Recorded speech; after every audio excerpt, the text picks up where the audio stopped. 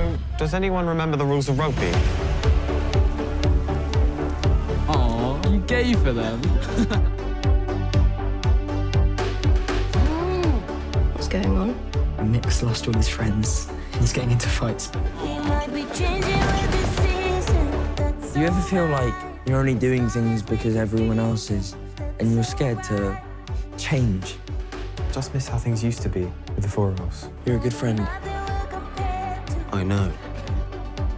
If he is even slightly mean to you, You'll murder him. I was going to say, send him a strongly worded DM, but murder's fine too.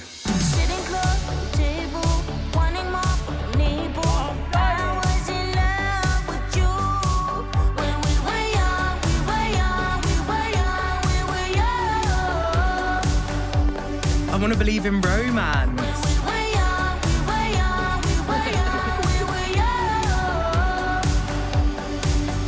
Hi.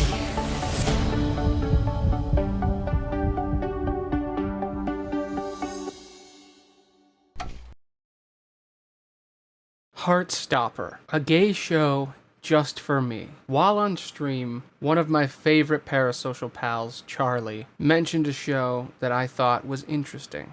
Heartstopper. I was going to make another "you should watch this," but people don't seem to gel with it all that much. I was going to talk about all these Robin Williams movies and all these amazing YouTube videos I watched, but this is more important. I was going to make a video about Gentleman Jack and how it's a thrilling lesbian adventure, but it has to wait because this is my favorite gay show. I didn't think Our Flag Means Death could be topped, but this show is so good that I'm writing about it while I'm watching it right now. Right now, one of them is exploring their bisexuality in episode 6, and I'm loving it so much that I wrote this. So today, what is it? Why it was made just for me? Why it hit me so hard? How it made me feel? Why I cried? And last, who are these perfect gay characters? What is it? Heartstopper is a gay teen drama based on a graphic novel.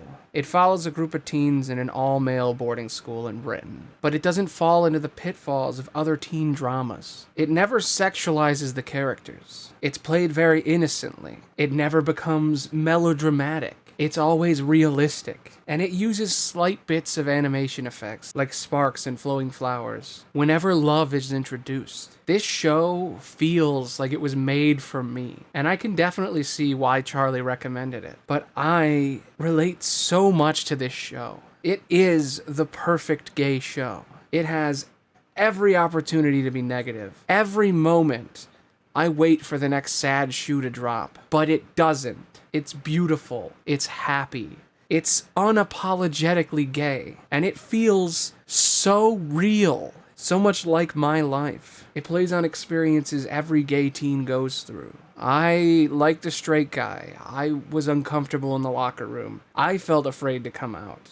I know the feeling of anticipation, of liking a close friend, and that uneasy fear of letting them know, that anxiety that they won't like you back. You almost want to live in that feeling of almost love, because you know in your heart that it's not real, that it won't come true, because real love is mutual. Real love is slow.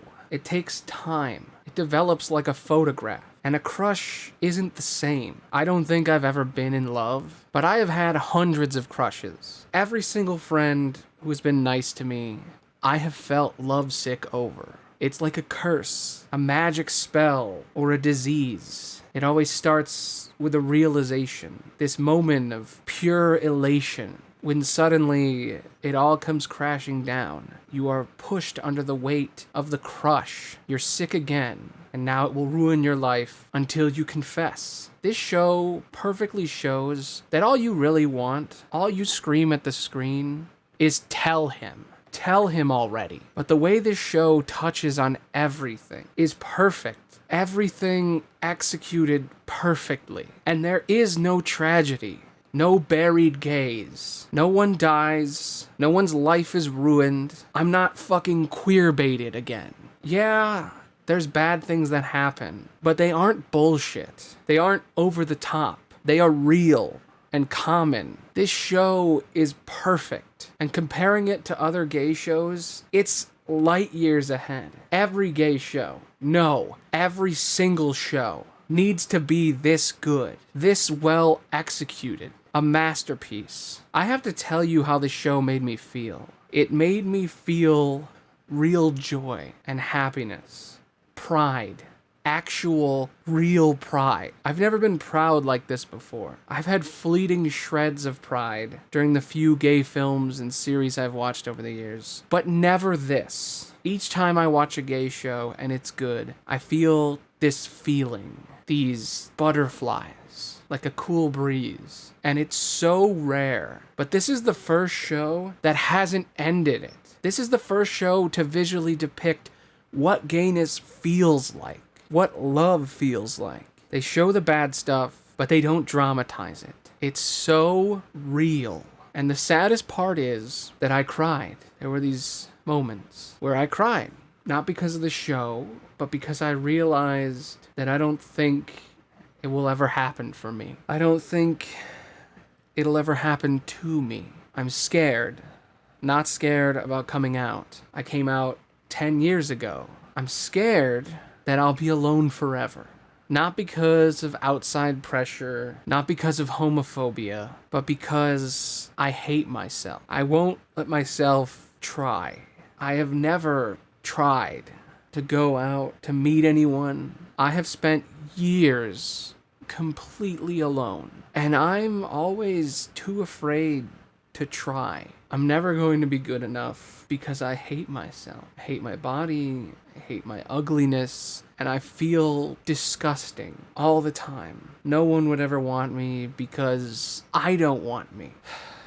I'm just a sack of rotten flesh. I've spent months unable to look in the mirror. I couldn't even be naked on my own for years. I had to fight it to even be okay just being myself. And I still hate myself. But when they kissed in the show, I realized I'll never let myself open up. I'll never be okay with finding someone. If someone told me that they loved me, I wouldn't know what to do. I would shut down. I would run away. I wouldn't believe them. But this video shouldn't be about me. This is for you guys. This is for the show. And this show is amazing.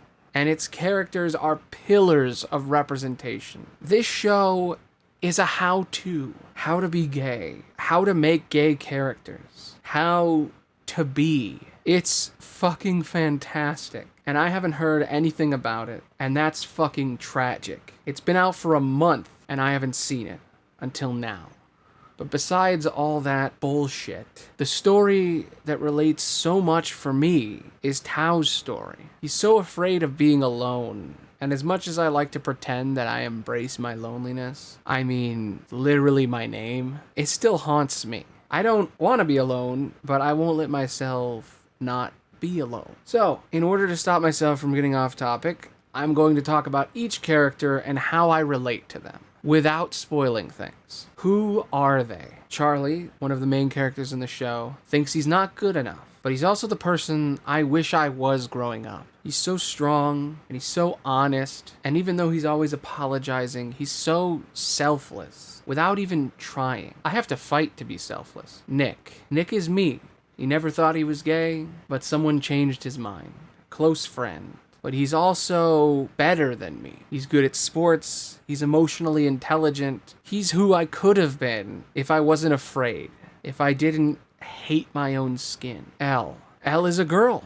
And the show doesn't refer to her as trans. It isn't something that matters. She is a girl, period. And they only mention twice that she's trans. Blink and you might miss it. Once at the beginning, they say she moved because the school is transphobic. And once near the end. She's not a token. They don't use her for her issues. They don't use her as a political statement. She's just another person in the story. She's not here to educate you. She's here to exist. She never tells anyone she's trans.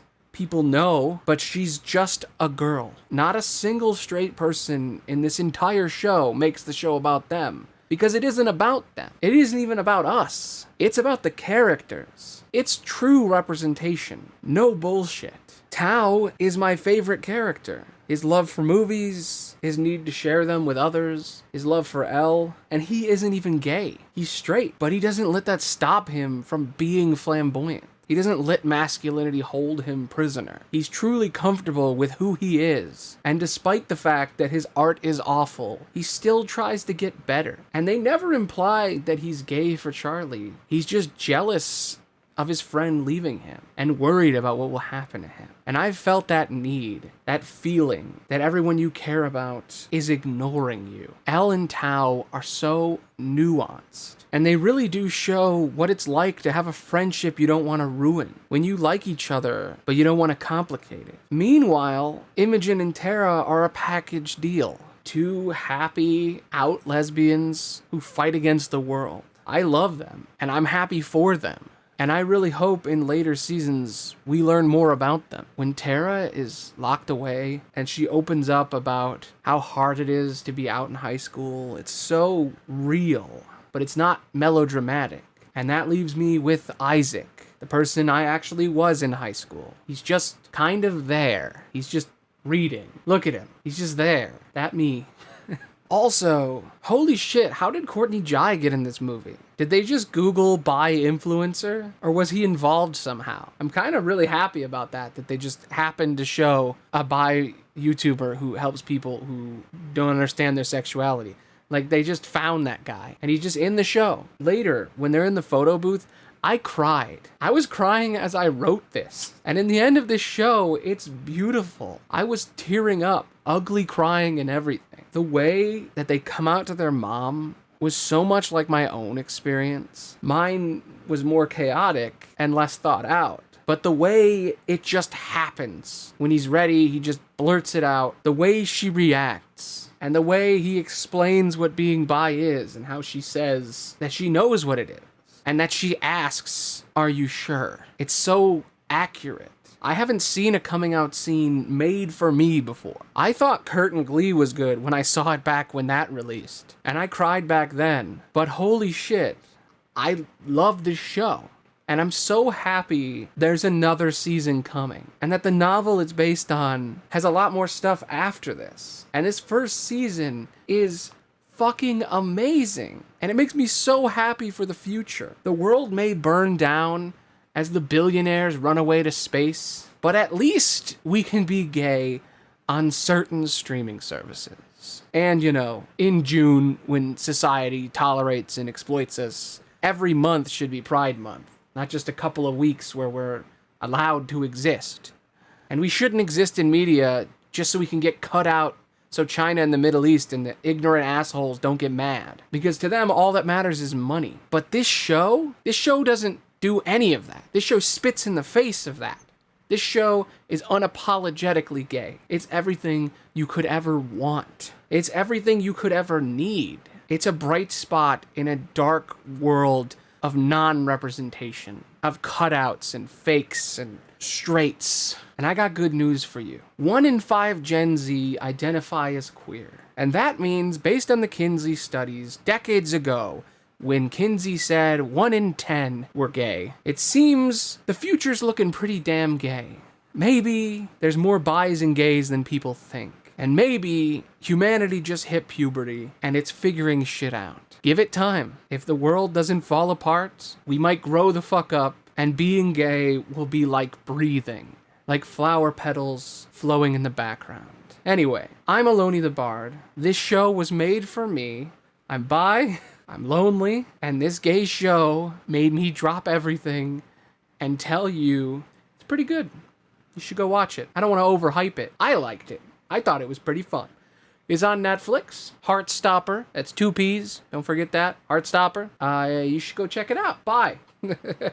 Man, I was really nervous about opening up a little bit in the middle there. I feel like I did too much. Let me know if I went too far. I always feel like I shouldn't be personal all the time. I still want to make You Should Watch This, because I have a lot of stuff I want to talk about. Too many things. I was actually in the middle of a Robin Williams marathon when I started watching Heartstopper, and holy shit, it good. I watched The Birdcage right before, and it's like light years ahead now. Like, Heartstopper is like from a different planet of gays. It's fucking crazy. Anyway, thanks for watching. Bye. Oh, and I just watched the Sonic movie. Very good. I watched it this morning. It was really fun. You know, it wasn't over the top. It's a pretty good video game movie. I'm really pissed about that Halo show. That Halo show really made me mad. But anyway, talk about that later. Oh, and check out my stream. We just hit 50 followers. For some reason, Twitch doesn't count 3 people showing up regularly as 3. It says that I have 2.7 viewers. So, fuck you, Twitch. Anyway, bye.